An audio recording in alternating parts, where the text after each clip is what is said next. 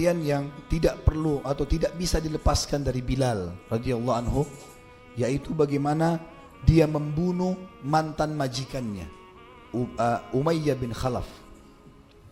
Ini ada kisah teman-teman cukup panjang. Saya coba rangkumkan kisah dalam riwayat Bukhari. Berawal dari pertemuan antara Sa'ad radhiyallahu anhu dengan Umayyah bin Khalaf.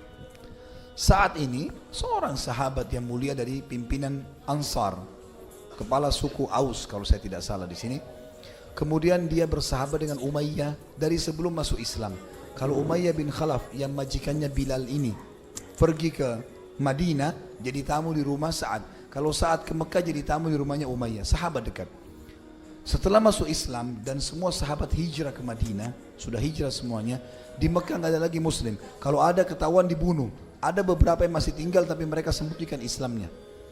Nabi SAW pun dan para sahabat tidak mengetahui keberadaan mereka. Nanti itu kalau yang mau tahu orang-orang ini diceritakan pada saat terjadi kesepakatan Hudaybiyah. Dan sudah saya sebutkan itu di bahasan Sirah Nabawi di YouTube, bisa diikuti. Kesepakatan Hudaybiyah, Allah tidak membiarkan Nabi SAW dan sahabat yang lagi mau umrah itu ditahan oleh orang Quraisy menyerang Mekah, karena di Mekah ternyata ada orang-orang Muslim yang menyembunyikan Islamnya, tidak ketahuan. Tapi yang ketahuan Islamnya semua sudah hijrah. Pada saat itu teman-teman sekalian, saat lagi lewat Mekah, dia kepala suku, dia surati Umayyah, wahai Umayyah, saya lewat Mekah, mau mampir, bisa nggak? Oh bisa, silakan. Saya berikan jaminan. Saya Muslim, nggak apa-apa, saya jamin. Masuklah dia. Begitu dia masuk datang di rumah Umayyah, kata Sa'ad, wahai Umayyah, saya mau tawaf. Tapi saya nggak mau tawaf sebagai seorang Muslim kalau masih ada orang-orang Quraisy yang tawaf. Karena tradisi waktu itu teman-teman sekalian, sebelum pembebasan kota Mekah, kalau orang tawaf, tawafnya telanjang. Kalau yang nggak punya uang untuk beli baju dari Mekah, kalau tawaf ada baju khusus. Kalau kita sekarang pakai ihram, kalau dulu mereka pakai baju khusus buatan Mekah. Yang tidak mampu tawafnya telanjang. Zikir dan talbiyah diganti dengan tepuk tangan dan siul. Kata Sa'ad, saya nggak mau tawaf kalau mereka masih ada. Dosa ini. Baik, bagaimana caranya? Tunggu kalau kosong panggil saya, kata Sa'ad. Sa'ad pun tunggu di rumah Umayyah. Umayyah pergi kumpul di Darun Nadwa sama teman-temannya Abu Jahal dan grupnya. Malam hari, pada saat mereka sudah bubar, dia pulang ke rumah, dia lihat kosong Mekah, tak Ka'bah maksudnya. Karena zaman dulu kalau habis Isya, habis Maghrib sudah mulai kosong. Orang gak ada lagi yang tawaf. Mereka belum punya syariat seperti kita. Pulanglah Umayyah lalu berkata kepada Sa'ad, wahai Sa'ad, sekarang sudah boleh. Sekarang udah kosong, ayo kita jalan berdua. Masuk di tawaf, masuk di Ka'bah. Begitu mau tawaf, datang Fir'aun ya umat ini. Siapa? Abu Jahal, gitu kan. Maka Nabi yang bilang, ini Fir'aun ya umat ini. Dia tanya Umayyah, wahai Umayyah, siapa yang bersama kau? Saya tidak kenal, ini bukan orang Mekah. Maka kata Umayyah, ini Sa'ad, pimpinan Ansar, pimpinan Aus di Madinah. Dia sudah tahu, Abu Jahal tahu kalau orang Madinah semua sudah Muslim. Dia bilang, wahai Sa'ad, berani benar kau masuk ke sini. Demi Allah kau tidak akan keluar hidup nih. Kata Sa'ad, saat ini kepala suku nggak biasa diancam. Dia juga bilang, demi Allah kau tidak akan bisa sentuh saya. Ribut nih. Kata Abu Jahal, demi Allah saya bisa. Kata Sa'ad, demi Allah kau nggak bisa. Ribut. Dan kalau kau berani sentuh saya, kata Sa'ad, saya akan lawan kau. Sampai kalaupun saya yang kau bunuh, sukuku Aus akan datang menyerang Mekah. Mereka habis atau Quraisy yang habis. Suku Aus terkenal ahli perang dari Madinah. Nanti kita lihat kiprahnya mereka di peperangan Nabi SAW banyak sekali. Pemberani semuanya. Gitu. Maka Umayyah bingung siapa yang dia mau pilih nih. Ini Sa'ad temannya, Muslim dari Madinah. Ini Abu Jahal temannya. Waktu itu dalam riwayat dikatakan jiwanya cenderung pada Abu Jahal. Tapi di Mekah dipanggil Abu Hakam, orang yang bijaksana. Kita panggil Abu Jahal. Kalau dia beriman pada saat itu semua beriman. Gitu. Cuma dia nggak mau. Waktu ditanya sama Abu Sufyan, kenapa kau nggak beriman wahai Abu Hakam?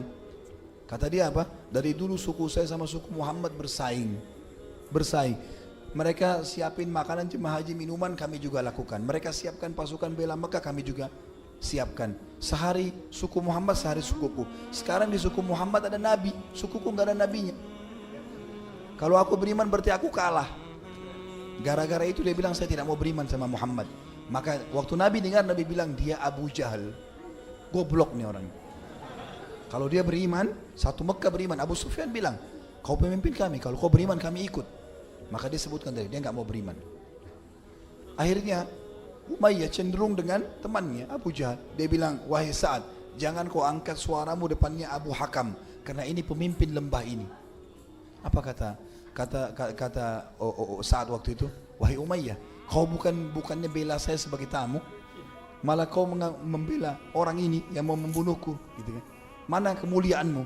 Kalau begitu mulai sekarang putus hubungan persahabatan kita. Dan ingat, saya mau sampaikan satu hal. Kalau Nabi kami, Nabi Muhammad SAW sudah menyampaikan kepada kami kalau kami akan membunuhmu nanti. Kalimat ini, Nabi menyampaikan kepada kami kalau kami akan membunuhmu. Tiba-tiba Umayyah terdiam. Lalu dia mengatakan, apakah Muhammad mengatakan kalian akan membunuhku? Kata Sa'ad, iya. Lalu dia bilang, di mana Muhammad mengatakan kalian akan membunuhku? Kata Sa'ad, tidak ada berita, tetapi kami pasti akan membunuhmu. Apa kata Umayyah? Demi Allah, Muhammad gak pernah dusta. Muhammad gak pernah dusta. Benar nih berarti. Maka dia tinggalkan Sa'ad, dia tinggalkan Abu Jahal. Dia pulang ke rumahnya. Di tengah jalan ada rupanya orang yang nanti masuk Islam jadi sahabat. Dengar, lihat, dia bilang di tengah jalan, demi Allah Muhammad gak pernah dusta nih. Dia tinggalkan Abu Jahal sama Sa'ad. Lihat di sini ya, pengecutnya Abu Jahal. Waktu sudah tinggal berdua, Abu Jahal tinggalin Sa'ad. Tadi dia demi Allah, pendusta. Maka Sa'ad juga pergi pulang ke Madinah, gitu kan. Perjalanan waktu 3 bulan setelah itu terjadi perang Badar. Perang Badar, mayoritas harta yang dibawa oleh Abu Sufyan di kafilahnya adalah harta kaum muslimin yang disita. Dan paling banyak hartanya di situ Umayyah bin Khalaf, Abu Jahal, juga Abu Sufyan, Abu Lahab. 4 orang ini mayoritas memiliki harta rampasan dari muslimin ini. Nabi SAW serang, tidak kedapatan kafilahnya, lolos, pasukan dari Mekah datang ini membela, gitu kan. Waktu Abu Jahal lagi motivasi orang-orang Mekah, ayo kita perang, lawan, kafilah kita mau diserang oleh Muhammad. Terkumpul 700 orang. Semua kepala suku Mekah ngumpulin sukunya, kecuali Umayyah bin Khalaf.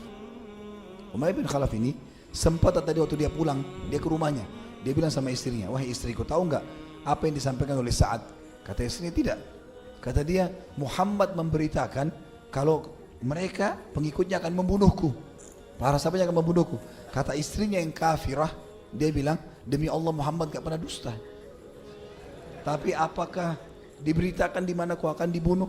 Kata dia, tidak ada beritanya. Saat bilang tidak ada. Tapi saya janji sama kau istriku, saya nggak akan keluar dari Mekah. Saya di sini aja terus. Biar ada perang saya nggak ikut pokoknya. Nah, dia sudah percaya, dia sudah yakin di situ kan. Subhanallah, orang kafir pun yakin dengan Nabi SAW. Maka pada saat akan terjadi perang Badar, semua kepala suku kumpulin orang-orang sukunya kecuali Umayyah. Umayyah duduk, dan Umayyah ini suku Quraisy, pemimpin suku Quraisy yang paling banyak prajurit perangnya, 300 orang. Dia sendiri 300 orang. Duduk semua 300 orang depannya dia, depan Ka'bah. Umayyah, Abu Jahal lewat. Dia lihat, wahai Umayyah, kenapa kau enggak bergerak? Kafilah kita diserang. Kau juga termasuk pemilik harta terbanyak situ. Dia bilang, wahai Abu Hakam, kau tidak ingat apa yang Sa'ad bilang 3 bulan lalu? Kalau saya akan dibunuh oleh teman-temannya Muhammad. Abu Jahal bilang itu bohong, jangan dipercaya. Enggak, saya tidak akan keluar demi Allah.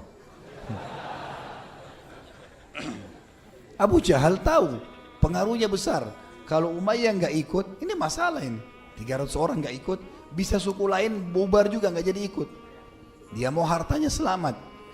Dia pulang ke rumah, dia ambil dupa, diisi bakaran dupa, ditaruh dupa itu khusus wanginya wangi perempuan. Wangi perempuan.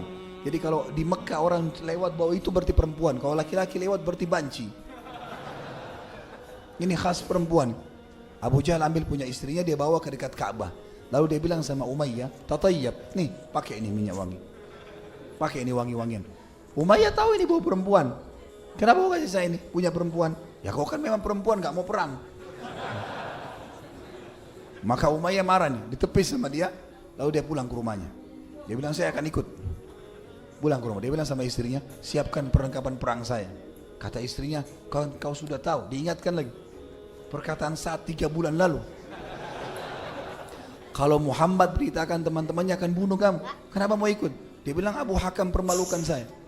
Saya akan keluar dari Mekah beberapa langkah, nanti saya kembali lagi. Memang riwayatnya begitu, ya. Supaya saya tidak dipermalukan. Subhanallah, sabda Nabi benar. Setiap kali istirahat pasukan Quraisy, Abu Jahal selalu jaga Umayyah. Dia tahu Umayyah ini mau lari. Jadi dia selalu jaga, setiap istirahat, hai Umayyah kau duluan berdiri. Suruh berdiri. Jadi selalu dijaga sampai tiba di Badar. Sampai tiba di Badar. Baik, sekarang kita masuk ke inti bahasan kita. Ini semua rentetannya supaya kita tahu mukjizat Nabi SAW. Waktu perang Badar terjadi, muslimin menang. 314 orang melawan 1000 orang. Kalah Quraisy, kocar kacir. Gitu kan? Ada ceritanya panjang lebar kalau teman-teman ikuti di YouTube tentang kisah perang Badar, kisah perang yang mulia sekali. Bilal termasuk hadir, dan orang yang hadir di perang Badar ini mulia, diampuni dosa-dosanya. Sampai kalau ada sahabat yang melanggar setelah perang Badar pun, Nabi SAW mengatakan jangan diganggu, ini orang Badar, nggak apa-apa, maafin, ini orang Badar. Badar ini punya kemuliaan sendiri. Satu-satunya peperangan yang malaikat hadir dan ikut membunuh musuh itu di perang Badar. Sampai Allah menggambarkan dengan hari yang besar, gitu kan? Baik, yang jelas pada saat itu kalah orang-orang kafir Quraisy, pada lari berantakan. Ada orang-orang yang sedang ditawan oleh muslimin, banyak sekali harta rampasan perang. Karena muslimin waktu itu keluar bukan untuk perang, untuk mengejar kafilah. Perlengkapan perangnya sederhana. Quraisy dengan baju perang, semuanya hartanya dikasih, dibawa. Lalu kemudian dibuanglah semuanya. Termasuk yang waktu itu tidak bisa lari, Umayyah bin Khalaf ini. Karena badannya gemuk sekali. Dia waktu mau lari, kudanya berontak, dia jatuh. Waktu dia jatuh dengan baju perangnya, dia berdiri. Kemudian dia mau lari serba salah. Semua temannya ini orang-orang yang sudah pada lari. Nggak ada kuda, nggak ada apa. Di depan matanya ada Abdurrahman ibn Auf radhiyallahu anhu. Abdurrahman ibn Auf lagi ngumpulin harta rampasan perang. Pedang, perisai, kumpul-kumpulin. Ini kan tujuannya dibawa ke kemah Nabi. Nanti Nabi bagi rata kepada para sahabat. Cuma ngumpulin ini dapat pahala ini. Bawa ke sana nanti juga dapat rampasan. Maka kata, ini Umayyah kenal Abdurrahman dulu di Mekah. Namanya Abdul Wud itu nama berhala. Dia tidak tahu kalau sekarang namanya Abdurrahman. Dia bilang, hai Abdul Wud, kesinilah. Abdurrahman nggak mau balik. Abdurrahman bilang, saya nggak mau balik. Dia bilang, hai Abdul Wud, nggak mau. Dia bingung panggil apa lagi. Dia bilang, hai Abdul Ilah. Abdul Ilah, ilah Tuhan, gitu kan. Maka Abdurrahman bilang, iya, kenapa wahai Umayyah? Dia bilang, mau nggak kamu? Lebih baik daripada itu yang kamu kumpulin. Pedang-pedang, perisai, ada yang lebih baik, lebih mahal, lebih bagus. Kata Abdurrahman, tentu saja. Dia bilang, tawan saya. Kamu tahu kedudukan di Mekah, orang paling kaya, kepala suku, tawan.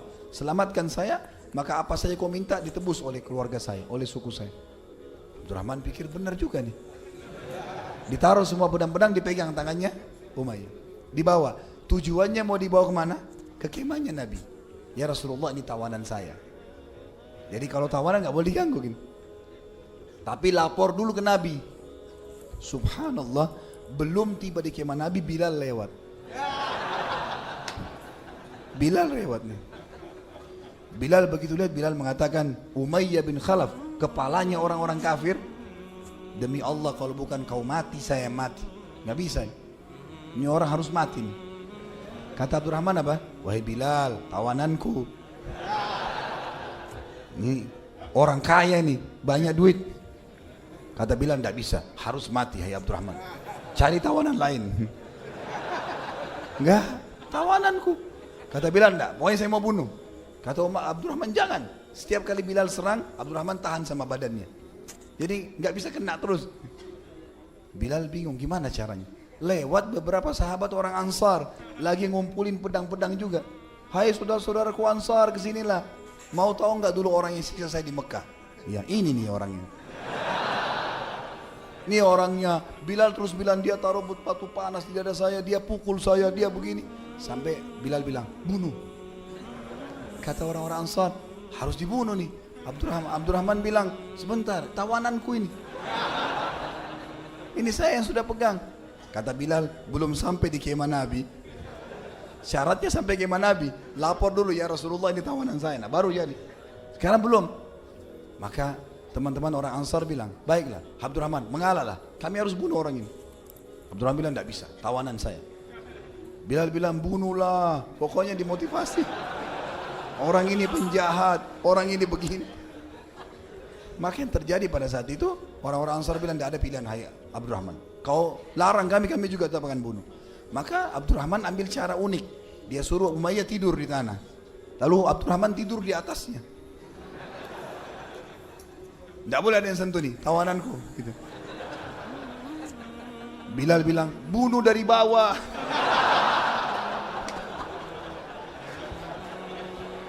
Ditusuk dari bawah.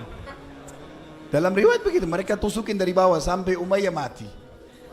Waktu mati sudah nggak bergerak, nggak ada suaranya, kata Abdurrahman, semoga Allah maafkan kau Bilal, kau hilangkan dari saya harta rampasan perangku ini. Tawanan ini banyak duitnya tadi. Mati sudah, jadi jenazah nggak bisa diapa-apain. Gitu. Maka inilah akhir daripada kisah Umayyah, dan ini ditulis secara khusus dalam riwayat-riwayat sahih bagaimana Allah Subhanahu Wa Taala membalas Umayyah bin Khalaf karena perbuatannya yang jahat. Dan ini hadis riwayat Bukhari nomor 230.